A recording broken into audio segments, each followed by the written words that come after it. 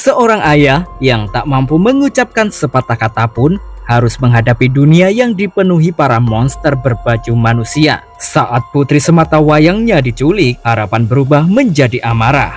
Dan setiap langkah yang ia ambil hanya menyisakan dua pilihan, menyelamatkan anaknya atau mati saat mencoba. Inilah kisah penuh aksi tanpa ampun dari The Furious yang dirilis tahun 2026. Siapkan diri kalian, karena di video kali ini kita akan mengupas alur ceritanya. Selamat datang di Teyuga Channel.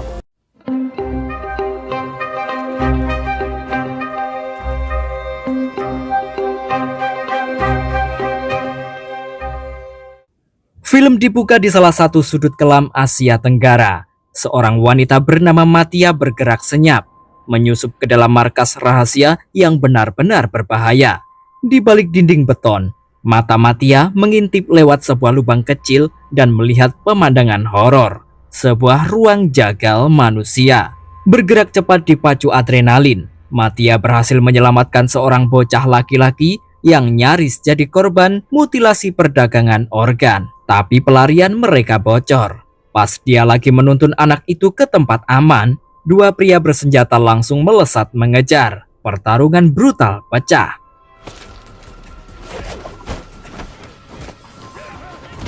Meski modal tangan kosong, skill bela diri Matia yang tangguh sanggup bikin para pengejarnya kelabakan. Sialnya, situasi berbalik mencekam pas Pak Lung, bos besar sindikat itu, muncul bareng anak buahnya, Tak, seorang pemanah berdarah dingin. Tanpa ragu sedikit pun, Tak melepas anak panah yang langsung menewaskan si bocah di tempat persembunyiannya. Belum sempat Matia mencerna horor itu, Tak udah mengarahkan anak panah berikutnya ke Matia, menjadi pembuka yang bikin jantungan dari film yang berjudul The Furious. Di tempat lain, ada Wang Wei, seorang tukang serba bisa yang bisu. Dia hidup bersama putri sematawayangnya, Raini. Meskipun ayahnya seorang tunawicara, Raini sangat bangga dan sayang setengah mati sama Wang Wei. Dia selalu nemenin ayahnya kerja tiap kali lagi berkunjung ke tempat tinggal sang ayah di Asia Tenggara. Sebenarnya, Raini tinggal di Cina bareng neneknya, bukan menetap di sana. Tapi dari ayahnya pula lah, Raini belajar kungfu secara langsung sejak kecil. Sementara itu di sebuah kedai, atmosfer konspirasi mulai kecium. Navin, pria misterius yang diperankan oleh Joe Taslim, menyerahkan beberapa lembar uang ke seorang pria kribo lokal biar bisa dipertemukan sama bos besarnya yang bernama Mr. Song. Ketegangan domestik dimulai pas Wang Wei membawa Raini ke tukang potong rambut. Raini langsung kesel bukan main karena rambutnya dipotong kependekan. Apalagi anak-anak lain sering ngecek dia mirip anak laki-laki. Wang Wei punya alasan kuat.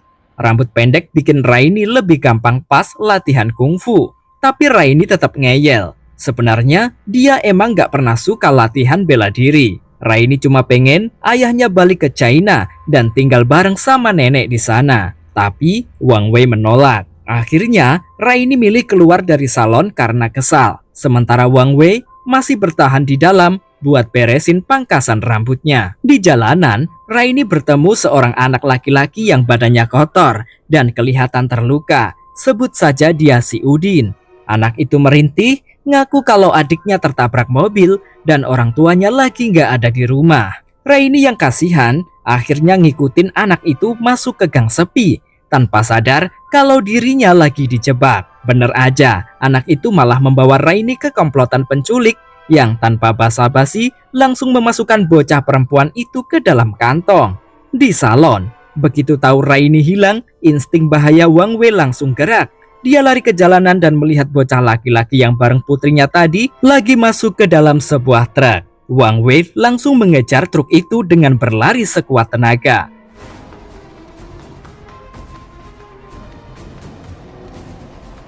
Bermodal kekuatan fisiknya yang luar biasa, dia berhasil menyusul, melompat ke atas truk, dan membuang kunci kontaknya. Mau gak mau, dia harus berhadapan langsung sama para penculik itu dan menghajar mereka. Komplotan itu namanya Ho, raksasa bertubuh besar yang brutal. dan si kerempeng rambut kribo sebut saja Brekele. Pertarungan mereka makin liar sampai digelandang masuk ke area pasar.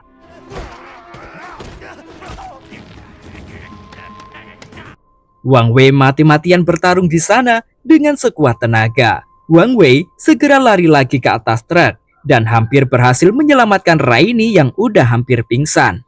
Tapi para penculik mencoba menyalakan truk secara manual, sementara Wang Wei kembali sibuk baku hantam lawan Brekele. Di saat Wang Wei berhasil mengeluarkan Raini yang gak sadarkan diri dari dalam kantong, Ho tiba-tiba muncul dari belakang dan menghantam kepala Wang Wei pakai besi. Wang Wei terlempar ke aspal dan si sopir berhasil menyalakan mesin lalu kabur membawa Raini. Wang Wei bangkit lagi dengan sisa tenaga, berusaha mengejar truk itu. Di atas bak truk yang melaju, Ho nyaris menjatuhkan Raini ke jalanan, persis di hadapan mata ayahnya sendiri. Tapi sedetik kemudian, sebuah mobil menghantam tubuh Wang Wei sampai terpental, dan truk penculik itu langsung hilang dari pandangan.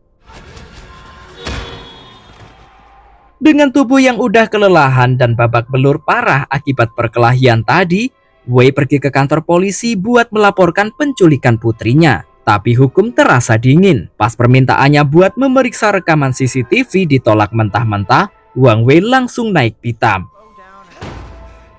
Karena nggak dilayani sebagaimana mestinya, Wang Wei memilih keluar dari kantor polisi dengan amarah tertahan. Di saat yang sama, Raini dikumpulkan di sebuah ruangan bareng puluhan anak seumuran dia yang nasibnya sama. Salah seorang polisi bernama Sersan Yadong diam-diam memeriksa latar belakang Wei, tapi dia kaget karena nggak nemuin satupun informasi tentang pria itu. Seolah-olah Wang Wei nggak pernah ada di dunia.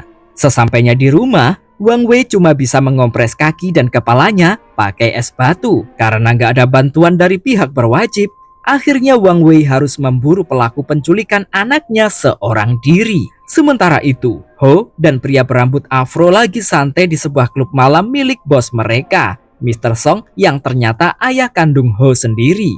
Di tempat yang sama, seorang jurnalis bernama Navin lagi menyusup buat menyelidiki organisasi mereka. Navin ini sebenarnya suami dari Matia yang hilang, dan malam itu dia berhasil dapat kesempatan buat tatap muka langsung sama Mr. Song. Nggak lama, Wang Wei juga sampai ke klub itu setelah berhasil melacak petunjuk. Beda sama Navin yang disambut hangat, Wang Wei langsung terlibat baku hantam sama anak buah Song begitu Brekele tahu kalau dia adalah ayahnya Raini. Wang Wei maju menerobos kepungan sambil terus menunjukkan foto Raini dan menghajar Brekele buat nanya keberadaan anaknya. Brekele yang ketakutan setengah mati langsung teriak pakai mikrofon, menyuruh semua orang di klub buat membunuh Wang Wei dengan imbalan uang tunai. Di ruang atas, anak buah Song yang lain melaporkan kekacauan itu ke bosnya. Sialnya, Mr. Song malah mengira kalau Navin bekerja sama dengan Wang Wei. Neraka pun pecah di seisi klub. Wei bahkan harus meladeni dua atlet tinju profesional yang tadinya jadi tontonan di atas ring. Navin mulai melawan orang-orang Song, sementara Wang Wei mengamuk menghajar mereka semua pakai palu perkakas. Habis itu, Wang Wei menyudutkan Brekele dan menghajarnya habis-habisan. Wang Wei dan Navin akhirnya saling ketemu di ruang server pas Navin lagi mendownload bukti-bukti penting dari klub itu. Awalnya, mereka sempat terlibat duel singkat yang memperlihatkan ilmu bela diri tingkat tinggi masing-masing.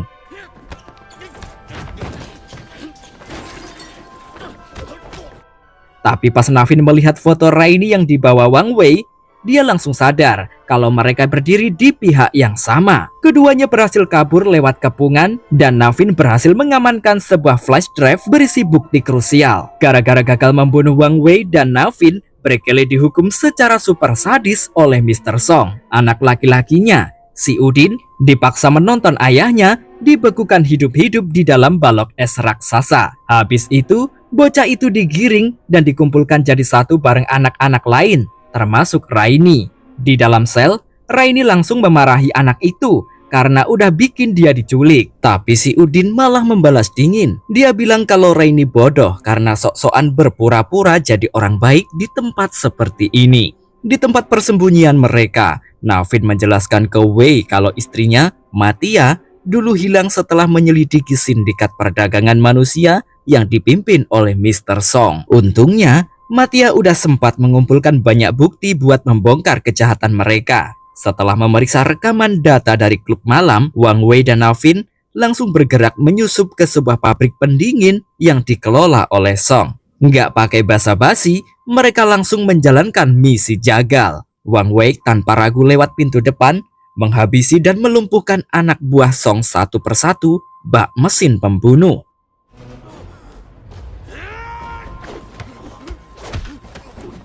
Sementara itu Navin lewat jalan belakang, yang kemudian malah nemuin mayat Brekele yang udah membeku kaku. Tiba-tiba si botak Ho muncul dari kegelapan dan langsung menyerang Navin secara brutal.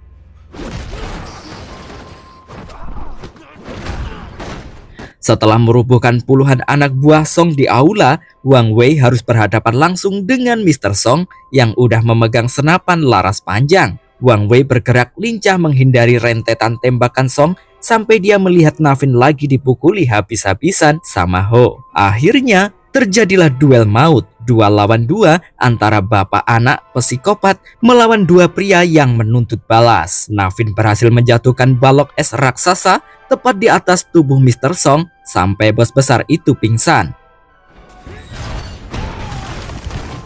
Tapi Ho benar-benar lawan yang tangguh karena ukuran tubuh dan kecepatannya yang gila. Meski kewalahan, Wei dan Navin akhirnya berhasil menjatuhkannya. Tapi si botak itu belum mati. Dengan kekuatan yang makin brutal, dia bangkit kembali, mencengkeram Wang Wei dan membantingnya begitu keras sampai menjebol lantai beton runtuh pas ke ruang bawah tanah tempat anak-anak disekap. Di dalam ruangan yang remang-remang itu, mata Wang Wei tertuju pada sepotong pakaian milik Raini yang bersimbah darah. Mengira putrinya udah tewas dieksekusi, pertahanan mental Wang Wei runtuh. Tangisan histerisnya berubah jadi amarah murni yang mengerikan. Dia bangkit, menyerang Ho kesurupan dan menghajar wajah si botak sampai hancur. Pas Wang Wei udah mau menghabisi nyawanya, Navin langsung menahan tangannya. Ho adalah satu-satunya jalan yang tersisa buat tahu di mana Raini disembunyikan. Sementara itu, Pak Lung lagi santai bareng istrinya yang lagi hamil tua pas dapat telepon dari kepala polisi korup tentang kekacauan di klub dan pabrik pendingin yang ternyata milik mertua laki-laki Pak Lung. Di pabrik, Wang Wei dan Navin mengikat Mr. Song ke pagar kawat berarus listrik. Mereka menyalakan saklar buat menyiksanya biar mau buka mulut. Kedua pria ini didorong dendam terdalam.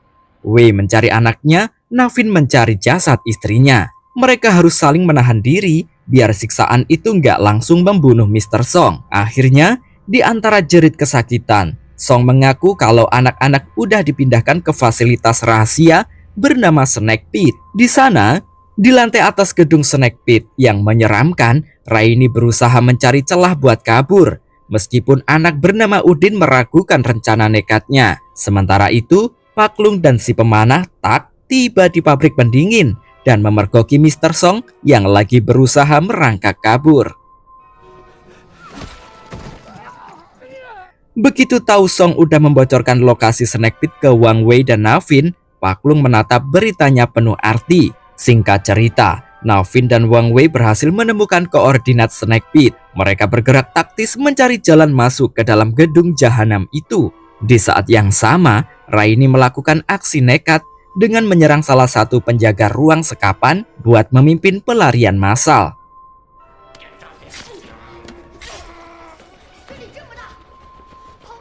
Tapi usaha mereka gagal.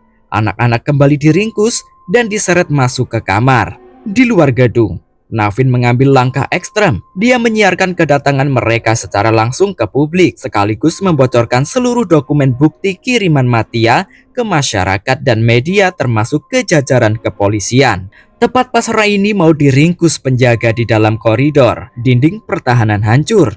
Wang Wei muncul tepat waktu bak malaikat maut memberikan penghakiman instan yang mematikan ke para penjahat. Wang Wei sangat lega melihat putri sematawayangnya masih hidup dan mau langsung membawanya pergi dari sana. Tapi Raini menatap mata ayahnya, meyakinkan kalau mereka nggak boleh egois cuma menyelamatkan diri sendiri. Mereka harus menolong semua anak yang masih ditahan sebelum semuanya dibunuh. Navin mendesak Wang Wei buat segera mengevakuasi Raini keluar. Sementara dia memilih bertahan di dalam buat menyelesaikan urusan darahnya sendiri. Gara-gara siaran langsung Navin, massa warga dan armada polisi langsung berkumpul mengepung luar Snake Pit. Tapi tiba-tiba kapten polisi yang korup ikutan datang dan memerintahkan Sersan Yadong bareng anak buahnya buat diam di tempat.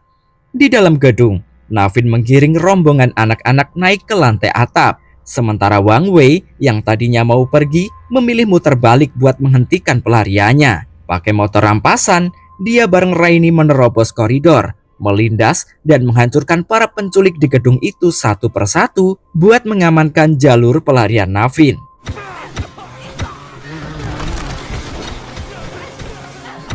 Pas Navin dan Wang Wei lagi sibuk menahan gelombang musuh, Raini memanfaatkan kesempatan itu buat memimpin anak-anak di atap. Mereka menyambung puluhan helai sepreja di tali darurat buat merosot turun dari ketinggian gedung. Warga di luar yang melihat aksi dramatis anak-anak itu langsung berteriak mendesak polisi buat bertindak. Tapi lagi-lagi, kapten polisi melarang anak buahnya bergerak dan berakting seolah-olah gak ada praktek perdagangan manusia di sana. Muak sama kebusukan atasannya, Sersan Yadong dan pasukannya membangkang perintah. Mereka maju membantu anak-anak turun. Tapi pas giliran Raini, untaian sprei itu robek di tengah-tengah. Tubuhnya meluncur bebas. Tapi untungnya berhasil ditangkap sama kerumunan warga di bawah. Nasib sial menimpa Udin. Salah satu penculik berhasil mencengkramnya di ambang jendela dan bersiap melemparnya ke bawah. Tapi usaha keji itu digagalkan sama tembakan jitu Sersan Yadong yang tepat sasaran. Pasukan polisi akhirnya menyerbu masuk ke dalam Snake Pit, melepaskan tembakan dan meringkus sisa-sisa sindikat yang tersisa. Habis itu, Navin mendekati Sersan Yadong, menanyakan apakah dia nemuin Matia di dalam gedung. Yadong cuma bisa menggelengkan kepala, sebuah jawaban bisu yang mengkonfirmasi takdir pahit istrinya. Sementara itu, Pak Lung akhirnya tahu kalau seluruh jaringan bisnis haramnya udah lumat total. Mertuanya, seorang bos besar mafia bernama Kun Tai Lao, memanggilnya menghadap. Lao emang tahu menantunya main di dunia hitam, tapi dia merasa jijik begitu tahu Pak Lung ikut memperdagangkan organ anak-anak. Makian dan amarah Tai Lao bikin Pak Lung kehilangan kendali. Dia mencabut senjata, menyerang Lao dan membantai seluruh pengawal beserta kapten polisi yang ada di sana secara brutal.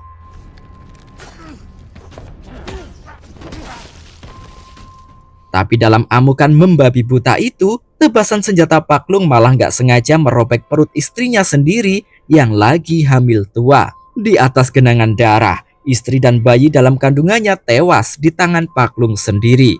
Kehilangan segalanya, kewarasan Pak Lung menguap sepenuhnya. Kini, dendam kesumat jadi satu-satunya alasan dia tetap bernafas. Anak-anak yang selamat segera dijemput sama orang tua mereka. Sedangkan Raini dan Udin masih diamankan dalam perlindungan polisi. Sementara itu, Wang Wei dan Navin ditahan di dalam sel kantor polisi sampai pagi. Sedangkan Ho ternyata berhasil sintal dari kematian di pabrik. Pas langkah kakinya menemukan jasad Mr. Song yang tertancap belasan anak panah kayak bantalan jarum, raungan murka sang raksasa langsung memecah malam, bersumpah untuk menuntut balas. Di bawah guyuran hujan lebat, pintu depan kantor polisi jebol. Pak Lung dan Tak berjalan masuk membawa aroma maut. Tanpa suara, Tak melepas rentetan anak panah mautnya menembus dada hampir semua polisi yang berjaga. Markas itu berubah jadi kuburan. Sersan Yadong terkapar kritis akibat luka tembus.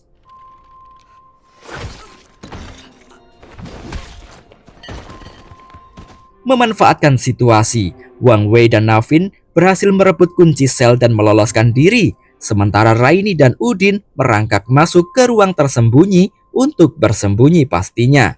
Pas Wang Wei dan Navin berhasil menemukan anak-anak, langkah mereka langsung dikunci oleh Pak Lung dan juga Tak. Dengan mata merah, Pak Lung menyumpahi keduanya atas hancurnya keluarga dan juga hidupnya. Dalam kekacauan itu, Tak melepaskan anak panah yang langsung mengenai kaki kecil Raini. Udin dengan berani melompat melindungi Raini, mematahkan tangkai anak panah dari kaki gadis kecil itu, tepat pas 4 pria dewasa di ruangan itu mulai berbenturan dalam duel hidup dan mati.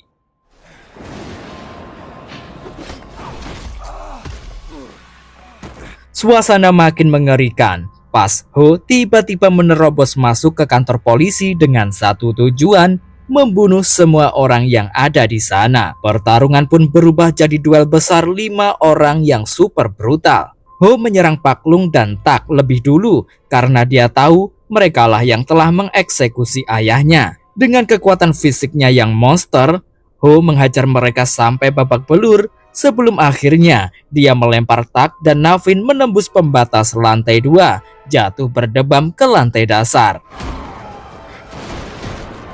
Di bawah, Navin harus bertarung di batas maut, menghindari sabetan pisau kukri Tak yang super cepat.